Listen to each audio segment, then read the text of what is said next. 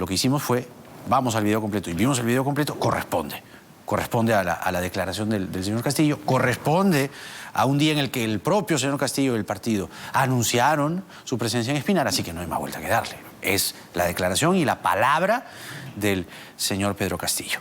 Ya está con nosotros, como lo anunciamos, el señor Jorge Chávez, ex candidato a la vicepresidencia por Victoria Nacional. También ha sido presidente del Banco Central de Reserva. Señor Chávez, ¿cómo está usted? Muy buenas noches, bienvenido. Jaime, buenas noches. Bueno, en primer lugar, hablando de esta segunda vuelta y de las cosas que aún tienen que definirse de cara al 6 de junio, un trascendido señala que el señor Nano Guerra García se habría reunido con usted y que usted también ya habría tomado una posición respecto a si respaldar o no a la señora Fujimori. No ha habido tal reunión. Ya. No he tenido una reunión con nadie del Partido Fuerza Popular, pero lo que sí, yo en mi calidad de líder del movimiento cívico Reverdecer, he venido promoviendo la firma de un pacto de gobernabilidad por parte de los dos candidatos, Keiko Fujimori y el señor Pedro Castillo. Este pacto gira en torno a 10 puntos que le denominamos mandamientos de la gobernabilidad del país, que tienen que ver con las reglas de juego democráticas, la institucionalidad y principios que son pilares básicos para la economía del país, para que podamos evitar una zozobra económica que dañe sobre todo a los más pobres del país. ¿Qué es lo más importante? Sin duda los 10 puntos lo son, pero desde su ángulo o su perspectiva de expresidente del Banco Central, ¿qué es lo más importante en este momento? En un contexto también en el que tenemos un dólar por las nubes, 3.8 y para arriba. Desde el punto de vista económico, preocupa muchísimo la declaración medio ambigua, porque, valgan verdades, las declaraciones del señor Castillo no son muy claras, no son específicas, sino se mueven en una ambigüedad, pero ha dado a entender que dejaría de pagar la deuda pública.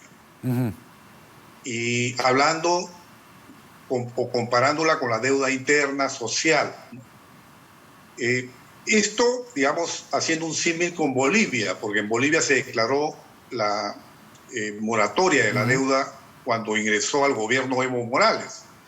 Pero Bolivia es Bolivia y Perú es Perú, son dos situaciones distintas. Para empezar, Evo Morales tuvo el tino de rodearse de un equipo técnico de alto nivel.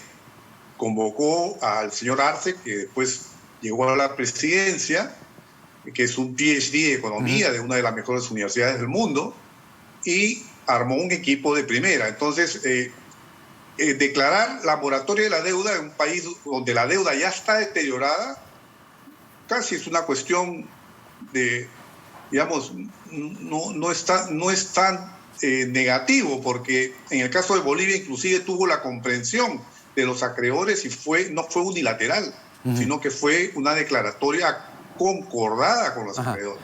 En un país donde la deuda ya está deteriorada. Pero Perú es uno de los países con mejor calificación de deuda, y acá sí tendría un impacto muy negativo. Ahora, en el contexto en el cual están pasando estas cosas, en el contexto de la subida del dólar, ¿qué explicación le daría usted a la gente de esta subida? Evidentemente los mercados se tambalean, genera incertidumbre y en todo caso, ¿qué recomendación le daría usted a la gente por esto que estamos pasando? Bueno, primero que nada, y esto no es hacer política, sino como economista lo digo, es el factor Castillo. O sea, es el discurso de Pedro Castillo el que está originando la subida del dólar. ¿Ya? O sea, ¿por qué? Por la ambigüedad del discurso, porque no es específico, porque si se mueve hacia la izquierda el manejo económico, puede, digamos, está bien, pero que se diga con claridad qué es lo que se va a hacer y quiénes lo van a hacer. Y nada, es, digamos, muy amorfo el discurso. No se sabe exactamente. Entonces, lo peor que puede suceder en un país es cuando hay incertidumbre. Y la incertidumbre se genera cuando no hay claridad en lo que se plantea en términos de política. Y cuando uno lee ese plan de gobierno, uno percibe que es un documento doctrinario, pero no es un plan de gobierno en el que se explica cómo se van a hacer las cosas. Entonces, eso es lo que genera la mayor incertidumbre. Y sobre todo el hecho de que tenemos un candidato presidencial que no muestra manejo de temas de Estado, o sea, un desconocimiento. Y no hay un equipo visible que dé confianza detrás. Porque puede ser que de repente el candidato no conozca mucho, pero tiene un gran equipo. Bueno, claro. Pues, pero si no tiene ni una cosa ni la otra, al equipo. Eso es lo que está haciendo subir el dólar. Ajá. Ahora, en este pacto de gobernabilidad que usted nos estaba explicando, ¿qué cosas podrían añadirse al plan de Castillo para que no genere justamente esta incertidumbre en los mercados, en la gente? Y del otro lado, ¿cómo acercar esto que es una preocupación, ¿no?, del mercado, de la situación, de las empresas, los paneles en las calles y todo lo demás, y el votante de Castillo? ¿Cómo hacemos para... ¿Se da cuenta? Parece que se viviesen en dos mundos o dos órbitas paralelas, que hay una preocupación del mercado, pero que a la gente, la verdad que no le importa mucho. Por último dice, yo estoy mal, estoy hasta las patas, estoy en una crisis tremenda, no tengo plata, allá las empresas. ¿Cómo juntaría usted estas, como le digo, estos dos universos paralelos hoy en esta pandemia? Bueno, hay aspectos fundamentales que tendría que, yo creo, el señor Castillo ponerse, digamos, a delinear con claridad, quizás en el marco del debate que va a haber con la candidata Keiko Fujimori se pueda aclarar más, pero mientras más pronto diga ciertas cosas, el señor Castillo va a generar más tranquilidad. Tiene que empezar anunciando que va a respetar la autonomía del Banco Central de Reserva. La economía social de mercado es una institución fundamental del país, que está en la Constitución. Bueno, pero él quiere cambiar la Constitución precisamente para cambiar ese modelo. Asumamos que quisiéramos cambiar la Constitución ya, pero hagámoslo pues a partir del tercer año, porque los 2 primeros años son de pandemia, son de emergencia.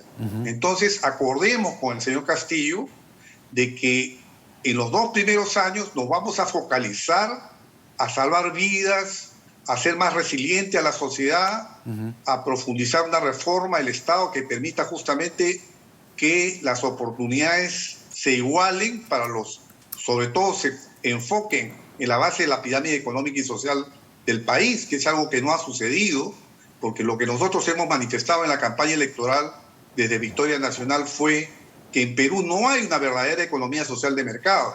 Aquí lo que ha habido es mercantilismo. Y por esa razón que actualmente hay tanta población que está disconforme con el modelo económico mercantilista, no de libre mercado, porque el libre mercado es lo que tenemos que tratar de hacer a partir de ahora. ¿Usted cree que el señor Castillo no conoce el verdadero modelo de economía de mercado? No, lamentablemente no hemos vivido una economía social de mercado en el Perú.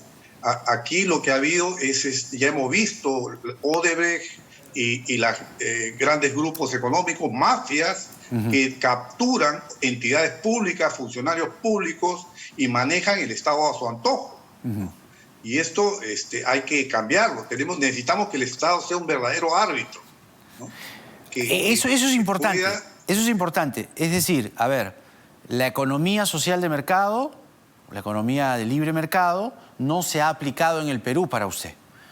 Si la señora Fujimori es la que defiende esa economía de mercado y durante el gobierno de su padre se aplicó a medias y el señor Castillo está muy lejos de la economía de mercado, es decir, estamos hablando que los dos candidatos no necesariamente defienden un verdadero modelo de economía de mercado. Así es. O sea, eso es la tesis de nuestra en la campaña electoral, que aquí lo que ha habido son grupos económicos que se han apoderado del Estado para generar normas a su favor y no se ha desarrollado los mercados. ¿Por qué hay tanta pobreza en el Perú? Porque no hay mercados desarrollados en las provincias y porque el Estado también es un Estado fallido. Por eso, entonces, ese descontento que usted o que estamos conversando no se debe a la economía de mercado, sino al mercantilismo. que es lo que para usted se ha aplicado en estos últimos años bajo el nombre de economía de mercado. Si usted escucha a la CONFIEP le va a decir que acá lo que falló fue el Estado. Claro. ¿No? Pero el Estado, para la CONFIEP, falló por su cuenta, como si fuera una entelequia que no ha tenido que ver nada con Odebrecht y con grupos de poder, que se han corrompido y se han coludido, y que han generado normas, que han generado beneficios más allá de lo que hubiera sido lo normal. Han inflado proyectos, los han triplicado, cuadruplicado en sus valores, generando una corruptela tremenda. Y todo esto se ha visto en menor educación, salud, etcétera. Ha habido una corrupción rampante en nuestro país. Ajá. Y esto tiene que acabar, ¿no? Entonces, esta polarización o este desconocimiento de la economía o de la verdadera economía de mercado sería cuestión de que en estas semanas la CONFIEP o la propia señora Fujimori o los sectores que están más preocupados por la economía digan y sinceren las cosas y afirmen que en verdad no se ha aplicado tal economía de mercado íntegramente y que eventualmente se aplicaría ahora sí, pero se da cuenta que ahí como que sobran las incredulidades, ¿no? Válidas en todo caso. Mire todo lo que se ha demorado el Perú para aprobar una ley de control previo de fusiones. Nos hemos demorado una eternidad respecto a otros países. Indecopi debe tener un nivel de reconocimiento de autonomía a nivel constitucional. Hay que fortalecer el Indecopi. Es una buena institución, pero que no ha tenido todo el respaldo de los políticos, ¿no? Y por eso tenemos que darle más recursos y una fortaleza institucional de carácter constitucional para que tenga verdadera autonomía. Importante lo que nos señala, señor Chávez. Le agradecemos mucho por esta entrevista. Creo que el marco que nos ha planteado resulta oportuno. Hasta una nueva oportunidad. Jorge Chávez, ex candidato a la vicepresidencia por Victoria Nacional, ha sido presidente del Banco Central de Reserva, nos habla de un pacto de gobernabilidad que él está planteando con 10 puntos, básicamente el tema de la institucionalidad, el tema de la democracia, el tema de la economía, ¿no? Y para comenzar, el tema de la pandemia. ¿Cómo están las campañas? ¿Y cómo se colocan ambos candidatos de cara al 6 de junio? Por lo pronto las encuestas le dan una amplia ventaja a Castillo sobre la señora Fujimori, quien ha estado haciendo recorridos. Ambos están en recorridos. Por cierto, por favor, respeten los protocolos a los dos. Sí, estamos viendo aglomeraciones en los dos, con los dos candidatos. Estamos viendo gente que no respeta distancia social, que no está tomando las medidas necesarias. Entonces, por favor, a los candidatos, pedirle a la gente que va a seguir sus mítines que respete mínimamente la distancia social. Y son los primeros que tienen que hacerlo. Y pedirle a la gente allí, oiga, por favor, distancia de 2 metros. Háganlo, es importante. Van a liderar uno de los dos la pandemia desde el 28 de julio. Vamos a la pausa y regresamos con Juan Carlos Tafur y luego Daniel Urresti, porque nada está dicho.